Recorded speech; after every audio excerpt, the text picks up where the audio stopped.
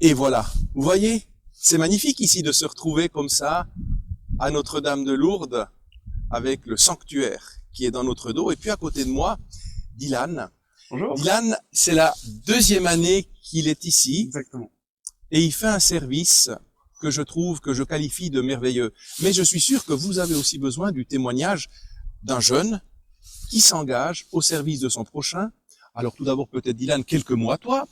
D'où est-ce que tu viens, dans le fond ta formation un petit peu, ton expérience de vie, et puis surtout, qu'est-ce qui t'a amené à répondre présent à ton prochain ici à Lourdes? Tout d'abord, merci Abbé Romain, ça me fait vraiment plaisir d'être avec toi. Et donc mon parcours professionnel qui fait un peu de sens, j'ai un parcours qui est complètement en zigzag. Je commence par être jardinier, je poursuis des études dans la littérature, je m'oriente vers la psychologie, donc déjà là, l'aide au prochain, l'écoute. Ensuite, je vais en recherche médicale. Et puis, plus j'avance, plus je me dis, waouh, c'est bien le côté intellectuel, on apprend beaucoup de choses, mais j'ai l'impression de beaucoup savoir, mais de peu donner. Et puis, j'avance, le temps passe, et vers la fin de mon master, ma grand-maman décède. Ma grand-maman qui a 25 ans de pèlerinage à Lourdes, donc elle était, elle, brancardière. Et quand j'assiste à son enterrement, donc déjà extrêmement ému, je vois des brancardiers qui avancent vers l'autel avec une bannière noire, un gros drapeau, et là, je suis bouleversé. Je suis entièrement bouleversé. Je me dis, waouh, l'amour que tous les autres hospitaliers ont pu témoigner de ma grand-maman. Et là, quand ils prennent la parole, je fonds en larmes, ça me met encore la chair de poule. Et je me dis, waouh, ça, c'est vraiment donner de sa personne, de son cœur à l'autre. Et quand les brancardiers descendent, j'ai pris à ce moment-là un héritage. Et j'ai reçu l'héritage de l'hospitalité à Lourdes.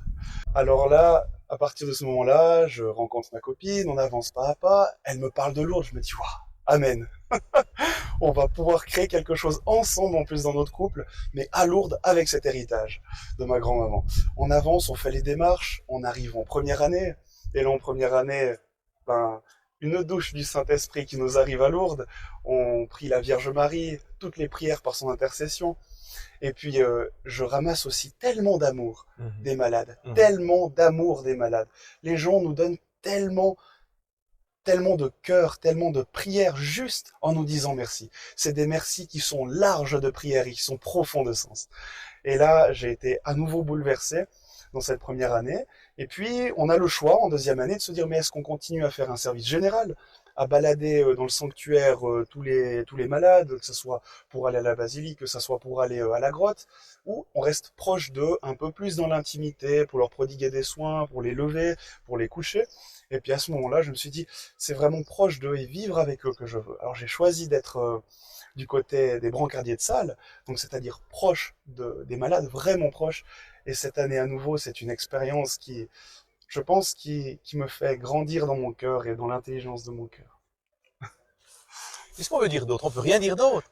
Mais seulement moi, ce que j'ai envie de dire, c'est que l'année dernière, pour sa première semaine, à la fin de la semaine, ou vers la fin de la semaine, j'ai dit à Dylan, on se connaissait pas du tout, j'ai dit merci pour votre sourire. C'est juste. Oui, tout à fait. Et ça m'a frappé. Parce que vous savez, ça peut sembler très anodin de dire merci pour votre sourire. Mais en attendant, combien de fois dans notre monde, on voit des personnes taciturnes, des personnes tristes, et là de voir quelqu'un ici, à Lourdes, jeune, qui donne de sa vitalité, qui donne de son envie de vivre autour de lui, c'est communicatif, et là, pour moi, c'est des signes vraiment d'espérance. Donc moi, j'avais envie aujourd'hui de vous montrer un jeune, Dylan, précieux, brillant, hyper formé dans tous les sens du terme, et qui aujourd'hui, voilà, il vient bénévolement dans ce sanctuaire pour être au service de son prochain. Alors quand on vient dire que l'Église est fichue, que l'Église, les jeunes sont désintéressés, c'est complètement faux. Venez ici. Venez avec nous. Remplissez l'hospitalité. Venez avec nous. Venez être des artisans de la paix. Venez partager tout votre amour. Amen, Dylan. Amen. Belle suite à toi. Merci beaucoup. Et puis, belle suite à vous. On reste en communion avec vous. Et que celui qui a des oreilles entende.